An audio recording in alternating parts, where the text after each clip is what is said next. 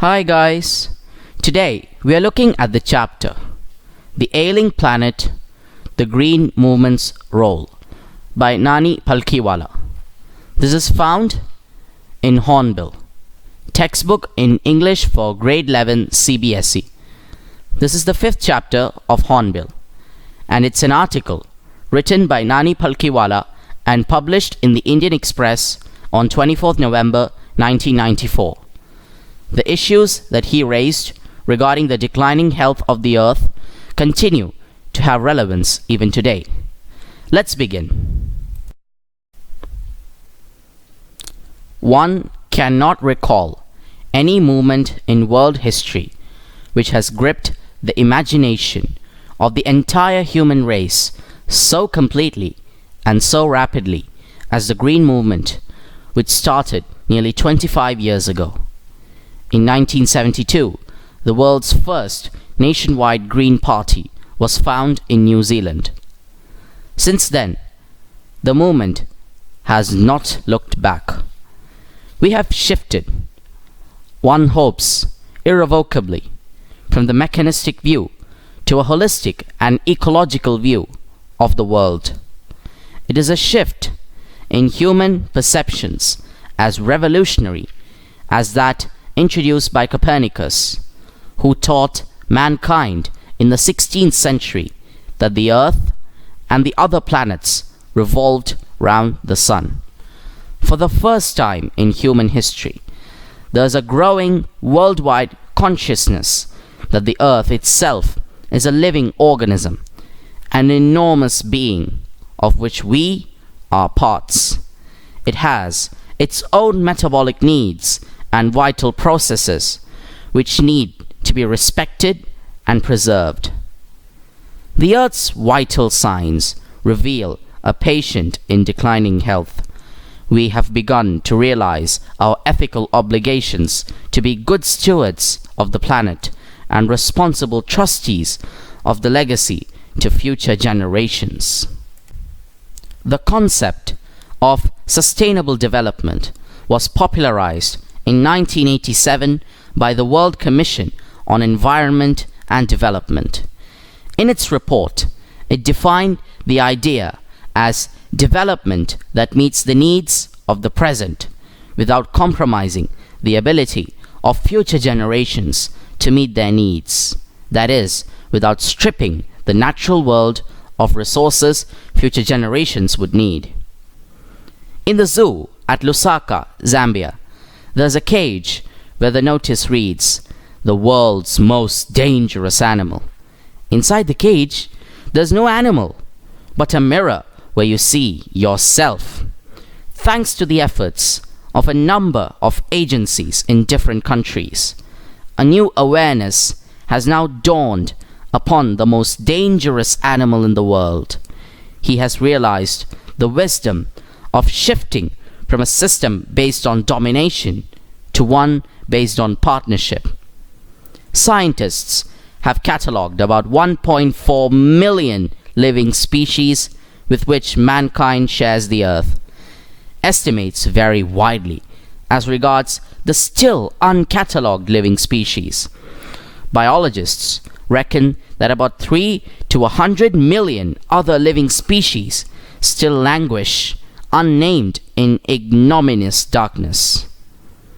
One of the early international commissions which dealt inter alia with the question of ecology and environment was the Brandt Commission, which had a distinguished Indian as one of its members, Mr. L.K. Jha.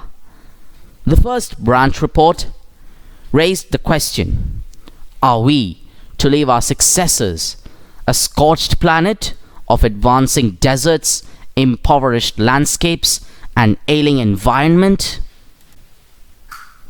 Mr. Lester R. Brown, in his thoughtful book, The Global Economic Prospect, points out that the Earth's principal biological systems are four: fisheries, forests, grasslands, and croplands, and they form the foundation of the global economic system. In addition to supplying our food, These four systems provide virtually all the raw materials for industry except minerals and petroleum-derived synthetics. In large areas of the world, human claims on these systems are reaching an unsustainable level, a point where their productivity is being impaired. When this happens, fisheries collapse, forests disappear, grasslands are converted into barren wastelands, and croplands deteriorate.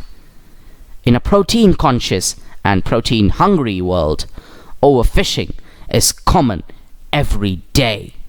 In poor countries, local forests are being decimated in order to procure firewood for cooking. In some places, firewood has become so expensive that what goes under the pot now costs more than what goes inside it. Since the tropical forest is, in the words of Dr. Myers, the powerhouse of evolution, several species of life face extinction as a result of its destruction.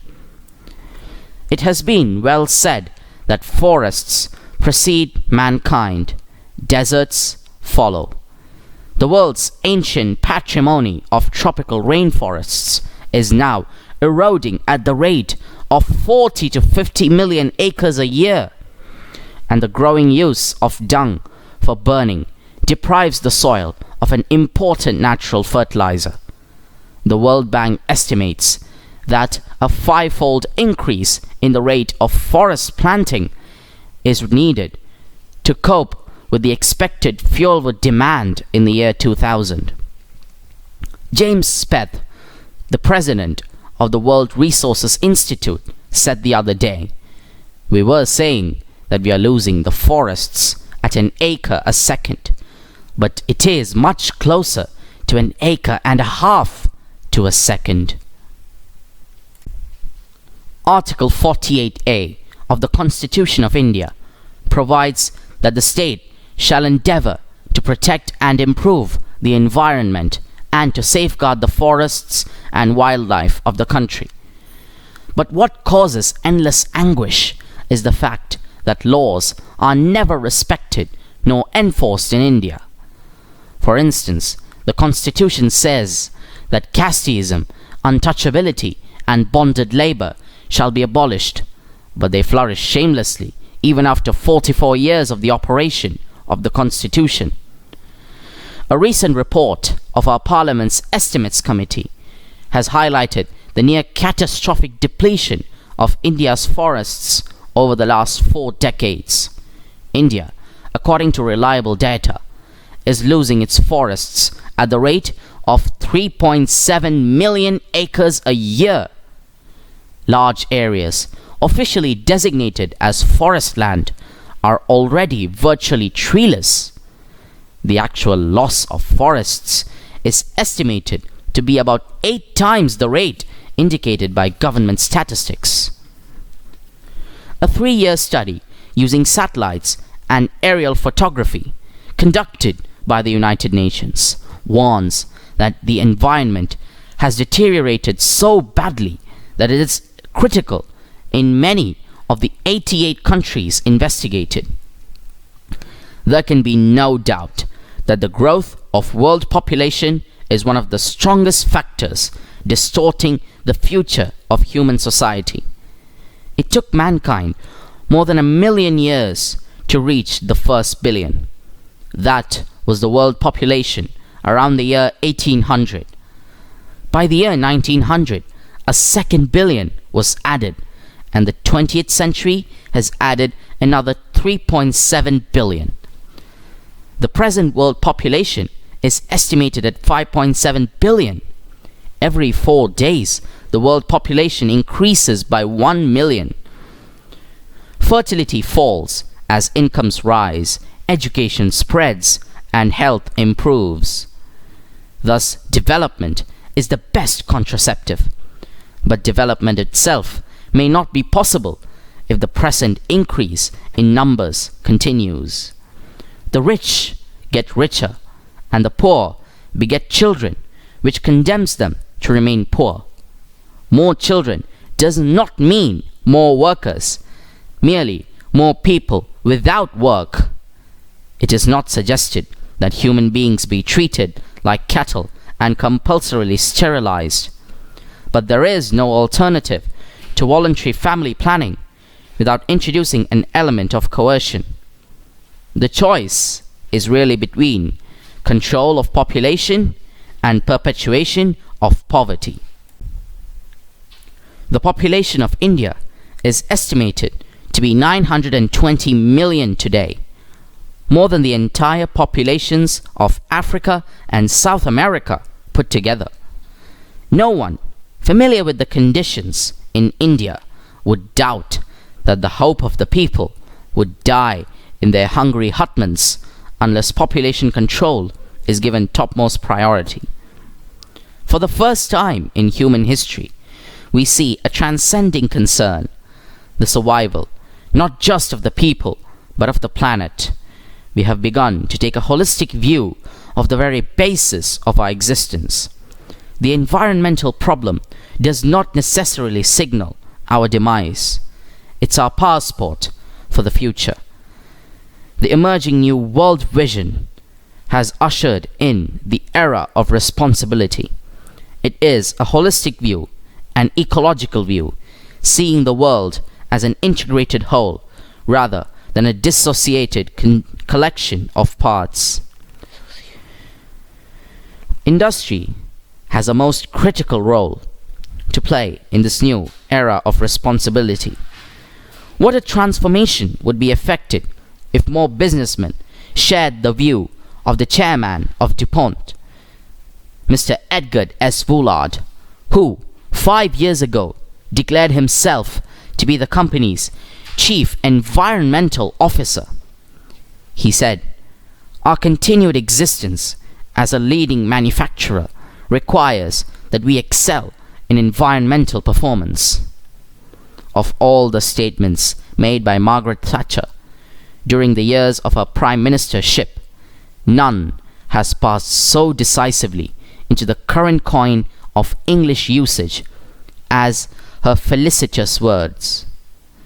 No generation has a freehold on this earth.